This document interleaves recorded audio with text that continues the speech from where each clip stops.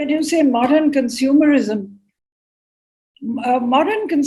was in fact introduced by colonialism because the entire market economy is something that happens after colonialism comes to India.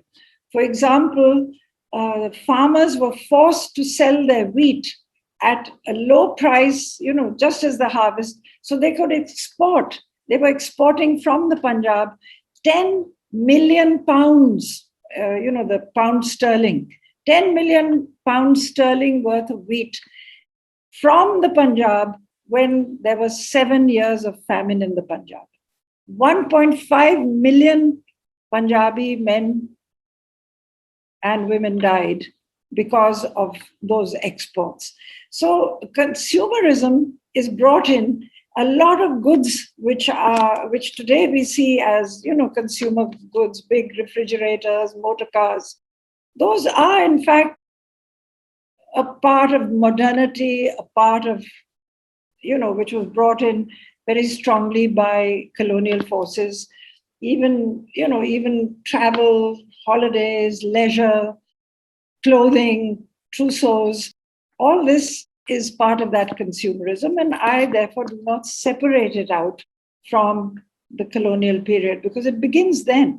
If you see, I've looked at dowry lists in Lucknow before the colonial period and after, because I'm also a historian of Lucknow. And I was surprised at how the lists change in what is given, what is asked, and what is received. And that certainly. So consumerism is definitely a part and parcel of the fundamental changes brought in through colonial power. If you look at the records on infanticide, which I have painstakingly looked at 70, 80 years of collations of the numbers, of sex ratios, and so on, the only reason imputed to infanticide was dowry. And that violence happened in the natal home, in the home of your birth. Who did it? Not just the dai, but your grandmother, your own dadi, your own mother was complicit in the death of a newborn baby, which was female. That changed, as you know, into feticide as we got technology and you could determine the sex before the birth. You immediately switch from infanticide has more or less died out. But feticide, meaning the fetus, female fetuses are killed after the sex determination is made. And it has been banned, it has been abolished, but it's still going on. So there is a huge amount of literature on what the British thought of dowry.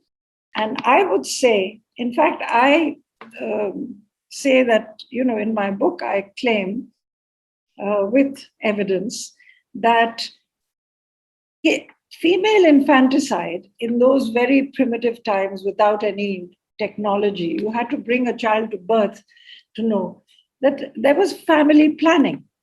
And because land was owned by men, the jobs in the army, the jobs in the retail sector, the professional jobs were all for men, it becomes much more important. Son preference becomes a very, very deeper thing than it used to be because women now want more sons to give them that rise in life. That, if you have 3 sons, one will become a doctor, one will join the civil service, one will become a lawyer, one will buy more land because he will have the resources of the family to buy more land as it goes up in auction. So you find that the move towards son preference becomes very much more marked. So how do you plan your family? You really want, if you ask a woman in the 19th century, what is your ideal family? And this is not a hypothetical thing, it was asked. And they would say an ideal family is about 3 to 4 sons and 1 daughter. How do you achieve that ideal? You achieve it by saving your sons and murdering your daughters when they are infants. And then we move on. We become very sophisticated. We're not so barbaric anymore. We do feticide. A doctor will come and remove it surgically, quietly in the middle of the night. And, no one will know because you don't declare your pregnancy. You get a quiet test after the trimester. And it's a horrible process. I've seen what happens. Thank you for but the point that I wanted to clarify was whether the British actually found this as a highlighted this as a problem with native society, because they did that in the case of Sati very nicely. They did this. Oh yes, if you look at in 1854, they had a huge sammelan in the Punjab where all 49 districts, the headmen were called, and they were asked to sign affidavits where they would not, you see, they were accused of improvidence, meaning they spend too much money, too much band baja, too many feasts, too much this, too much that. Trouble is, and I didn't go into this, and I'm sorry that I didn't. What they did when they collected the revenue, they also cancelled some of the common costs which were given. When Maharaja Ranjit Singh collected revenue, he would tell the revenue collector to leave 10% for the chaupal, which was lighting, spraying water on the roads because they were kacha roads and they became dusty. And for the weddings, the chaupal or the guest house had to be cleaned and new lap of gobar and all that stuff. And diyas had to be lit and flowers had to be collected. And this was given to the family of the bridegroom. And the band baja, dholki, they didn't have these, military bands playing Colonel Boogie's march for the wedding. They used to have a dholak and they used to do bhangra. And all this, the bhans used to get money for that. But it was paid by the headman, who had a special account from the revenue that he collected. He kept that money for precisely this.